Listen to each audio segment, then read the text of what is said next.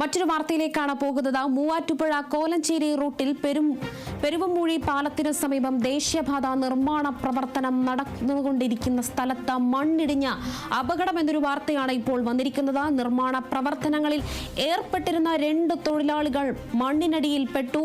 നാട്ടുകാർ വിവരം അറിയിച്ചതിനെ തുടർന്ന് മൂവാറ്റുപുഴ ഫയർഫോഴ്സ് സ്ഥലത്തെത്തി ഇരുവരെയും പുറത്തെടുത്ത് കോലഞ്ചേരി മെഡിക്കൽ കോളേജിൽ പ്രവേശിപ്പിച്ചു.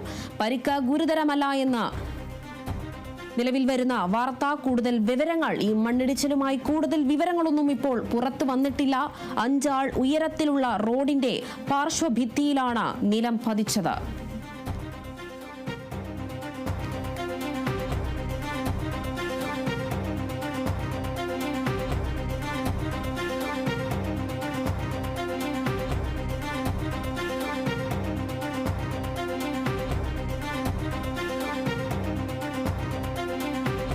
കോലഞ്ചേരി റൂട്ടിലാണ് അപകടമുണ്ടായിരിക്കുന്നത്. ദേശീയപാത നിർമ്മാണ പ്രവർത്തനം നടന്നുകൊണ്ടിരിക്കുന്ന സ്ഥലത്ത് മണ്ണിടിഞ്ഞ അപകടമുണ്ടായിരിക്കുന്നു. 2 തൊഴിലാളികൾ മണ്ണിനടിയിൽപ്പെട്ടിരുന്നു. ഇരുവരെയും ഇപ്പോൾ ആശുപത്രിയിൽ എത്തിച്ചു എന്നതാണ് അറിയാൻ കഴിയുന്നത്.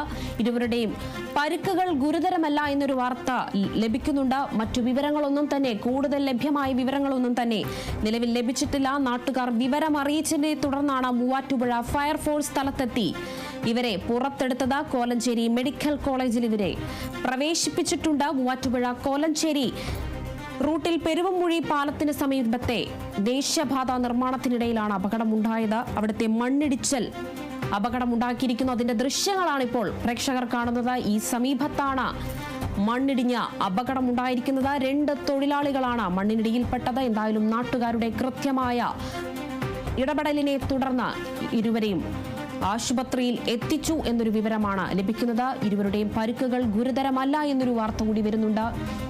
ഈ ദൃശ്യങ്ങളിൽ കാണുന്ന സ്ഥലത്താണ് അപകടമുണ്ടായിരിക്കുന്നത്.